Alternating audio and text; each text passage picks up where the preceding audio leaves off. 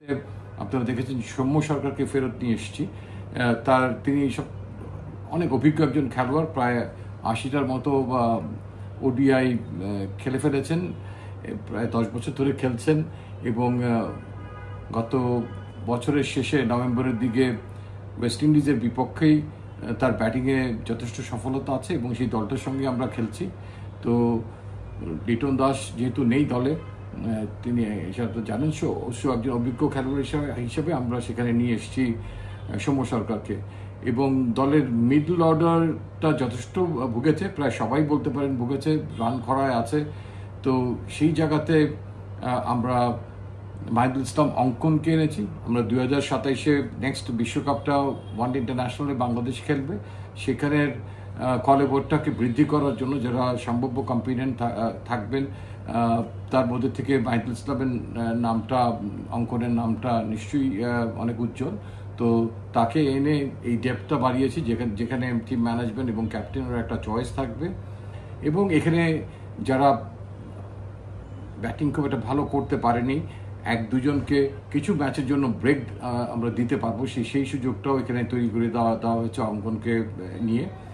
এবং এরপরে T20 একটা খেলা সিরিজ আছে ওয়েস্ট ইন্ডিজের সঙ্গে আমাদের, সো দ্যাট আমরা আমাদের মূল মিড অর্ডার ব্যাটসম্যান থেকে কাউকেই আমরা আর এই ইয়েতে উপেক্ষিত রাখিনি ওয়ানডেতে।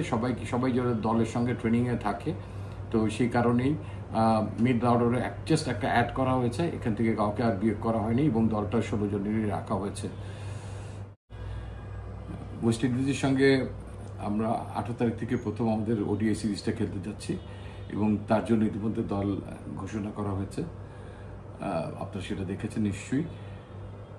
এবং অতি সম্প্রতি সাদা বলে স্পেশালি T20-তে আমাদের বেশ উল্লেখযোগ্য কিছু সফলতা আছে, কিন্তু সম্প্রতি আফগানিস্তানের বিরুদ্ধে আমাদের পারফরমেন্স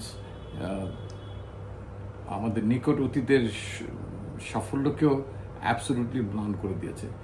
এমন একটা পারফরমেন্স আমরা যারা ক্রিকেট দেখি, ক্রিকেটের সঙ্গে সম্পৃক্ত, ইভেন যারা খেলেছে, আমার মনে হয় কেউই আশা করেনি যে এরকম একটা রেজাল্ট হতে পারে।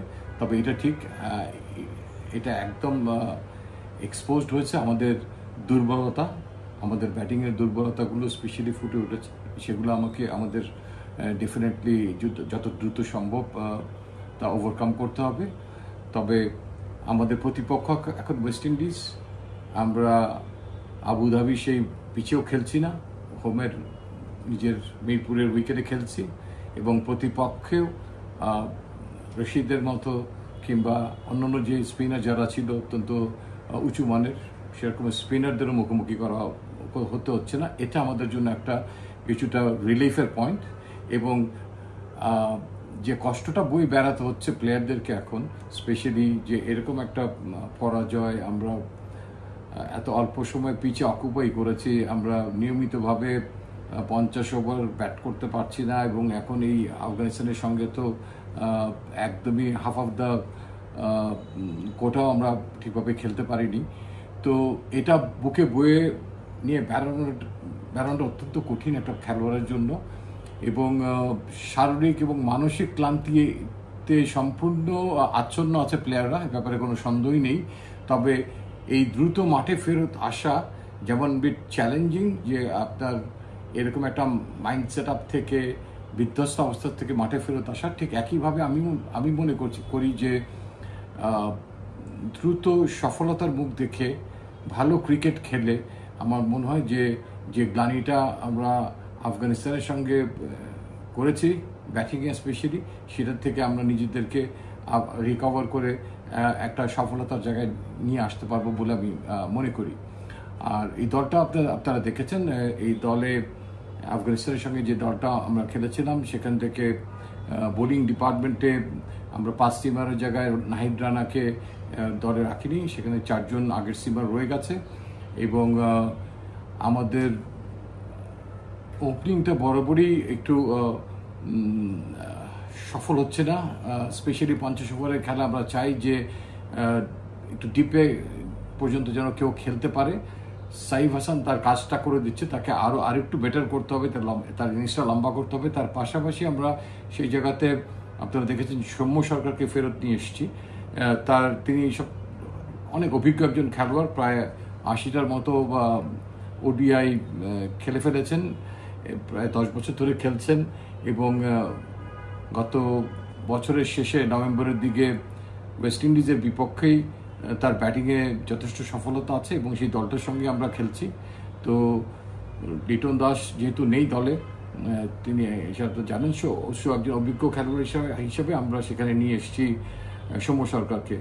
এবং দলের মিডল অর্ডারটা যথেষ্ট ভুগেছে, প্রায় সবাই বলতে পারেন ভুগেছে, রান খরায় আছে। তো সেই জায়গাতে আমরা মাহিদুল ইসলাম অঙ্কনকে এনেছি। আমরা 2027-এ নেক্সট বিশ্বকাপটা ওয়ানডে ইন্টারন্যাশনালে বাংলাদেশ খেলবে, সেখানের কলেবরটাকে বৃদ্ধি করার জন্য যারা সম্ভাব্য কম্পিটেন্ট থাকবেন তার মধ্যে থেকে মাহিদুল ইসলামের নামটা, অঙ্কনের নামটা নিশ্চয়ই অনেক উজ্জ্বল। তো তাকে এনে এই ডেপথটা বাড়িয়েছি, যেখানে টিম ম্যানেজমেন্ট এবং ক্যাপ্টেনের একটা চয়েস থাকবে। এবং এখানে যারা ব্যাটিং খুব একটা ভালো করতে পারেনি, 1-2 জনকে কিছু ম্যাচের জন্য ব্রেক আমরা দিতে পারবো, সেই সুযোগটাও এখানে তৈরি করে দেওয়া হয়েছে অঙ্কনকে নিয়ে।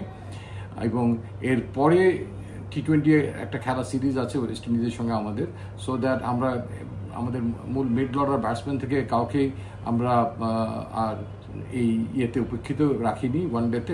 সবাই যারা দলের সঙ্গে ট্রেনিংয়ে থাকে, তো সেই কারণেই মিড অর্ডারে জাস্ট একটা অ্যাড করা হয়েছে, এখান থেকে কাউকে আর বিয়োগ করা হয়নি এবং দলটা 16 জনেরই রাখা হয়েছে।